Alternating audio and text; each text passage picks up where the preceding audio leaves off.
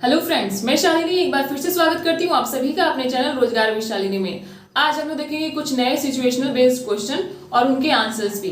तो हम लोग का पहला क्वेश्चन कैसे है, चलिए देखते हैं। सबसे पहला क्वेश्चन है कि एक बच्चा पढ़ने में बहुत तेज है, लेकिन उसके परिवार में झगड़े के कारण या फिर उसके परिवार में कोई भी चीजें ऐसी आ गई हैं जिसकी वजह से उसकी जो पढ़ाई है वो वीक हो रही है। वो बच्चा पढ़ने में कमजोर होता जा रहा है दिन प्रतिदिन अपनी फैमिली की वजह से। उनके फैमिली में जो झगड़े हो रहे हैं, जो भी बेकार चीजें हो रही है, उसकी वजह से जो बच्चे की मेंटल हेल्थ है वो खराब होती जा रही है और वो बच्चा पढ़ने में डिस्टर्ब होता जा रहा है, अपनी पढ़ाई को रेगुलर नहीं रख पा रहा है।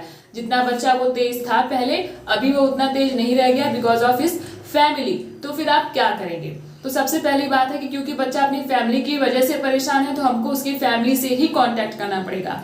और किस रिलेशन से हम करें? क्योंकि हम उसके टीचर हैं। एक समय होता है जब बच्चा हमारे स्कूल में आ जाता है तो उसका रिलेशन अपनी टीचर से बहुत ही ज्यादा गहरा हो जाता है। ठीक है, तो हमें क्या करना है? सबसे पहले उसके पेरेंट्स को बुलाना है क्लास में या फिर उसको मीटिंग हॉल में उनको बुलाना है, अच्छे से बातचीत करनी है, जो भी प्रॉब्लम है उसको सॉल्व करने के लिए कहना है। ठीक है, और उनके सारी प्रॉब्लम से होते हुए उनको बताना है कि जो आपका बच्चा है वो आपके परिवार की वजह से जितनी भी प्रॉब्लम्स आ रही है उनकी वजह से इस बच्चे की पढ़ाई डिस्टर्ब हो रही है। तो आपको ऐसा नहीं करना है क्योंकि इस बच्चे की फ्यूचर का सवाल है। अगर आपके घर में ऐसा ही चलता रहेगा तो बच्चा पूरे तरीके से मेंटली डाउन हो जाएगा और इसके लिए कुछ भी नहीं बचेगा। तो आप लोगों को क्या करना है? अपने झगड़े को सॉल्व करना है। अपनी फैमिली की वजह से डिस्टर्ब हो रहा है, उसकी पढ़ाई में डिस्टर्बेंस हो रहा है, तो हमें क्या करना है? उसके पेरेंट्स को कॉल करना है, उनसे अच्छी तरीके से बात करनी है, हर एक प्रॉब्लम को जानने की कोशिश करनी है, क्या ऐसा रीजन है जिस वजह से ऐसा हो रहा है। ठीक है, जरूरी नहीं कि मम्मी पापा के बीच में झगड़ा हो रहा है, परिवार में किसी सदस्य के बीच में जो भी अनचाही बातें होती हैं अगर वो चलती रहती तो बच्चे के मेंटल हेल्थ पे बहुत ज्यादा असर पड़ता है। तो हमें उनके परिवार जनों को, जो भी उनके पेरेंट्स हैं, उनको क्या करना है? इन्फॉर्मेशन देनी है इस बात की।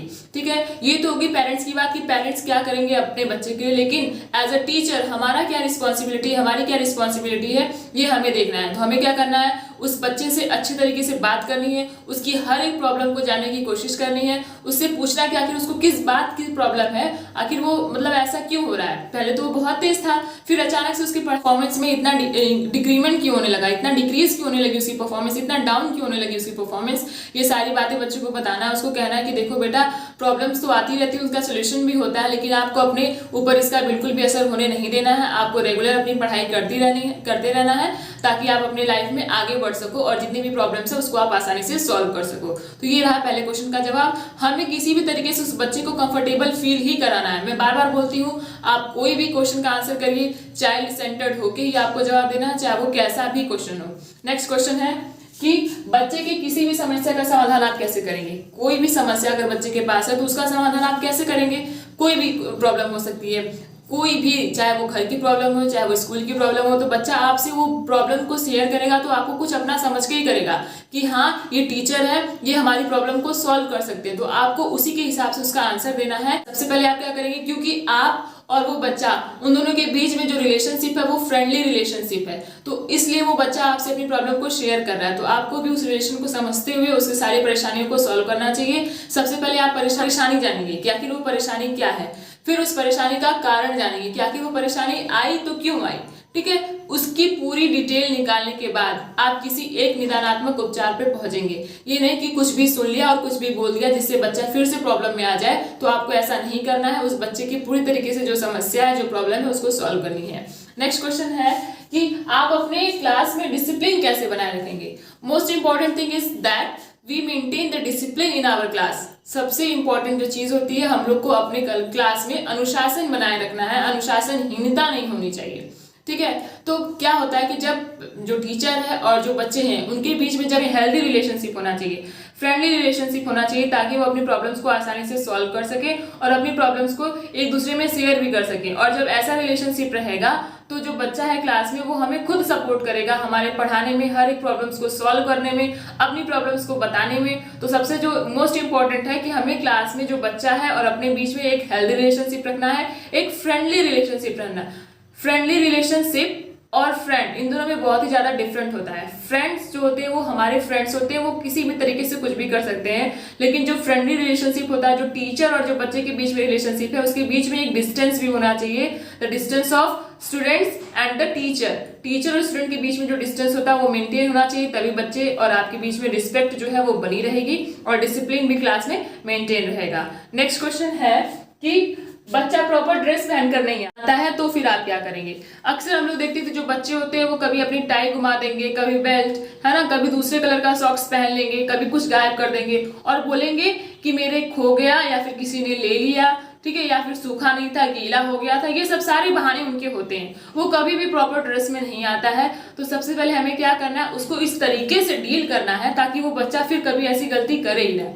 और ये नहीं कि हमको उसको इतना पीट देना है कि वो कभी भी चाहे गीला भी उसका कपड़ा रहे तो भी वो पहन के आ जाए, ऐसा नहीं करना है। आपको बताना है कि क्लास में एक डिसिप्लिन होता है, एक रूल्स एंड रेगुलेशंस होते हैं। देखो सारे बच्चे कैसे, सारे बच्चे यूनिफॉर्म में आए, सब कितने अच्छे लग रहे हैं, सब कितने प्यारे लग रहे हैं। आप देखो आपने टाई नहीं लगाया, ठीक है, आपने बेल्ट नहीं लगाया, फिर ये थोड़ा सा डिस्टर्ब हो गया ना, आप सारे बच्चे से अलग लग रहे हो, अच्छा भी नहीं लग रहा है। तो आपको क्या करना है, पूरे प्रॉपर तरीके से अच्छे तरीके से तैयार होके आना है ताकि आप भी एकदम क्यूट लगो, आप भी एकदम प्यारे लगो, मेंटेन लगो, अच्छे से बच्चे लगो, है ना, प्यारे बच्चे लगो। और अपनी जो परफॉर्मेंस है, जो भी आपकी क्लास है उसमें आपको डिस्टर्बेंस ना हो, कोई टीचर आपको डांटे नहीं, कोई आपको कुछ कहे नहीं। आपको अगर इन सारी चीजों से बचना है तब तो आपको प्रॉपर ड्रेस पहन के आना पड़ेगा ना।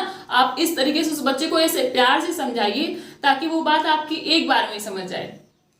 अगर आप उसको मारेंगे, अगर आप उसको डांटेंगे या फिर किसी दूसरे तरीके से अगर आप उसको समझाने की कोशिश करेंगे तो पक्का है कि वो पहली बार में आपकी बात नहीं मानेगा, ठीक है। तो आपको क्या करना है, उसको इस तरीके से डील करना है कि वो एक ही बार में आपकी बात को समझ जाए और अच्छे तरीके से आपकी जितनी भी बातें उनको फॉलो करे। चाहे आप उसके ड्रेस से रिलेटेड कोई बात बता रहे हैं, चाहे आप उसको कोई कॉन्सेप्ट बता रहे हैं, चाहे आप उसको कोई मोरल वैल्यूज की जो नॉलेज है वो दे रहे हैं, सारी चीजों को वो आप बच्चा जो है वो आपको सुनेगा और पहली बार में ही फॉलो करेगा। तो आपको अपने और स्टूडेंट के बीच में जो रिलेशन है उसको एकदम हेल्दी रिलेशनशिप बनाना है ताकि जितनी भी प्रॉब्लम्स है वो आसानी से सॉल्व हो सके। तो ये है 4 क्वेश्चंस। मैं ऐसे ही आप लोगों के लिए क्वेश्चंस की सीरीज लाती रहूंगी। अगर आपको कोई भी क्वेश्चन चाहिए तो आप नीचे कमेंट बॉक्स में उस क्वेश्चन को कमेंट कर दीजिए, लिख दीजिए और इस क्वेश्चन को मैं पढ़ूंगी और उसका आंसर आप लोगों के लिए जरूर ले आऊंगी। अगर ये सारी क्वेश्चंस की सीरीज आपको अच्छी लग रही तो आप मेरे चैनल को लाइक शेयर सब्सक्राइब कर लीजिए ताकि मेरी जितनी भी वीडियोज है उसका नोटिफिकेशन आपको मिलता रहे। Thank you.